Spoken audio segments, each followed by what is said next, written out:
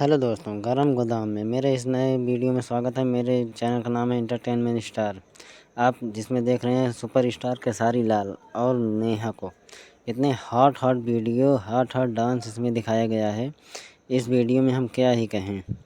चलो ठीक है, आप लोगों को इस वीडियो का लिंक मैं नीचे दे दूँगा अपने डिस्क्रिप्शन में, आप जाके देख लीजिएगा। ये जो गाना निकला हुआ है बहुत ही सुपर हिट है। ये भोजपुरी इंडस्ट्री का नंबर 1 गाना है। होली के समारोह पर ये गाना बहुत ही अद्भुत नज़ारे से बनाया गया है। खेसारी लाल और इनको दोनों लोगों की जोड़ी सुपर हिट इसमें आई है, जिसमें कहा जाता है कि Khesari Lal super hit star इसी तरह से बने हुए हैं। होली का गाना गरम गोदाम में जीजा रंग में डाल दो, यही गाना है। आप लोगों को ये गाना ज़रूर जाके सुनना चाहिए। और होली में ये बहुत ही अच्छी तरह से धुआंधार चल रहा है। इसी तरह का वीडियो हम बनाते हैं। मेरे चैनल को थोड़ा सपोर्ट करिए और जाके आप इस वीडियो को ज़रूर देखना, विजिट करना। गरम गोदाम में ये गाना बहुत ही सुपर हिट हुआ है, यूट्यूब पर तहलका मचा रहा है।